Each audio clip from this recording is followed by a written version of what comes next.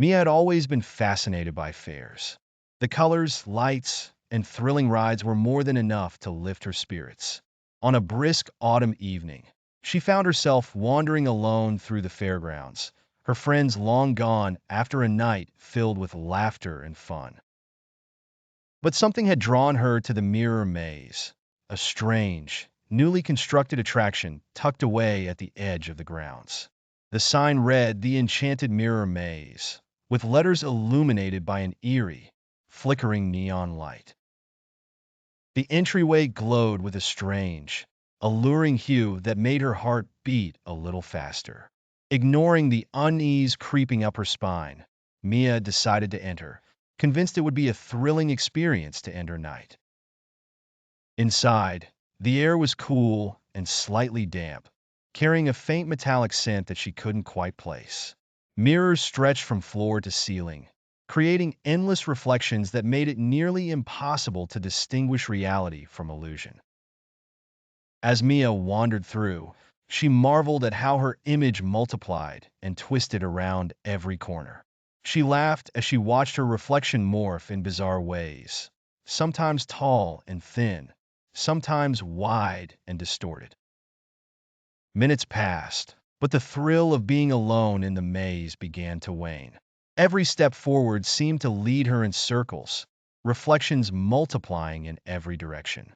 Frustration bubbled up inside her, and she began to wonder if she should just give up and try to find her way back to the entrance. Then, something strange happened. She stopped, studying her reflection in one of the mirrors, and noticed that it wasn't moving with her. Instead, it stood still, staring back at her with a blank, almost cold expression. A chill ran down her spine, and she forced a nervous laugh, waving her hand to see if the reflection would mimic her. It didn't. Mia's heart pounded as she took a step back. Her reflection tilted its head, a slow, deliberate movement that didn't match her own. She felt her pulse quicken as the reflection turned its back to her and began to walk away, moving deeper into the maze, as if leading her somewhere. Against her better judgment, Mia felt compelled to follow. With each turn she took, the maze grew more disorienting, the reflections more twisted and disturbing. Some mirrors showed her face aged and wrinkled, others showed her smiling when she wasn't, and a few even seemed to display her reflection distorted and broken. After what felt like hours of wandering, she realized with a sinking feeling that she was hopelessly lost. Her phone's battery had died, and the maze was utterly silent, with no sounds of the bustling fair beyond the walls. She called out, her voice echoing strangely as if the mirrors themselves were mocking her attempts to escape. "Hello? Can anyone hear me?" No answer. She slumped against one of the mirrors, exhausted and terrified. But as she did, she caught sight of something unusual in the glass. Her reflection was back, staring at her with a twisted smile that she hadn't put on her face. It was the same cold expression she had seen before, now more sinister and menacing.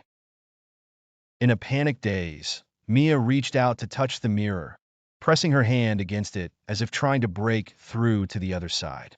Her reflection did the same, but as their hands met, Mia's hand seemed to pass through the surface of the glass as if it were water.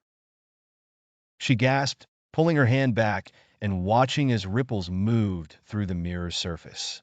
Curiosity, mingled with terror, took over. She pressed her hand forward again, feeling the strange, liquid-like sensation as it passed through the mirror. Before she knew it, she had stepped entirely through the glass, emerging into what seemed like a mirror image of the maze. But something was different. The air was colder, heavier, and the mirrors around her appeared darker, clouded as if they were hiding something.